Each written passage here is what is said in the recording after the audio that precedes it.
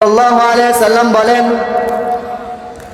কোন ব্যক্তি যদি আমার উপরে একবার দরুদ পাঠ করে, আল্লাহ রাব্বুল আলামিন তার আমলনামায় 10টা সওয়াব লিখে দেয়। সুবহানাল্লাহ।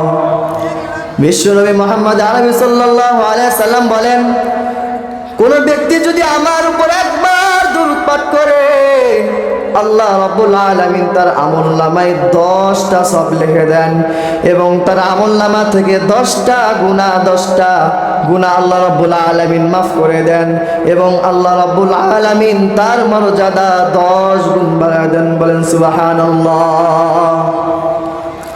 এই হাদিসের মধ্যে রাসূল আরবি সাল্লাল্লাহু আলাইহি সাল্লাম 3টা ফজিলতের কথা বর্ণনা করেছেন। 1 নাম্বার, আল্লাহ রাব্বুল আলামিন রাসূল সাল্লাল্লাহু আলাইহি সাল্লাম বলেন, কোন ব্যক্তি যদি আমার উপর একবার দরুদ পাঠ করে, আল্লাহ রাব্বুল আলামিন তার 1 নাম্বার হচ্ছে আল্লাহ রাব্বুল আলামিন তার আমলনামায় 10টা সওয়াব লিখে দেয়। 2 নাম্বার, কোন ব্যক্তি যদি আমার উপর দরুদ পাঠ করে, আল্লাহ রাব্বুল আলামিন তার আমলনামা থেকে 10টা গুনাহকে মোচন করে দেয়। 3 নাম্বার, রাসূল আরবি সাল্লাল্লাহু আলাইহি সাল্লাম বলেন, কোন ব্যক্তি যদি আমার উপর একবার দরুদ পাঠ করে, আল্লাহ রাব্বুল আলামিন তার মর্যাদা 10 গুণ বাড়ায় দেন। বলেন সুবহানাল্লাহ। মুহতারাম হাজিরিন, বিশ্ব নবী মুহাম্মদ আরবি সাল্লাল্লাহু আলাইহি সাল্লাম অন্য একটি হাদিসের মধ্যে বলেন, কিয়ামতের দিনে ওই ব্যক্তি আমার তত নিকটবর্তী হবে, ওই ব্যক্তি আমার তত নিকটবর্তী হবে, আমার কাছে তত থাকবে, যে ব্যক্তি দুনিয়াতে থাকা অবস্থায় যে যত দরুদ শরীফ পাঠ করবে।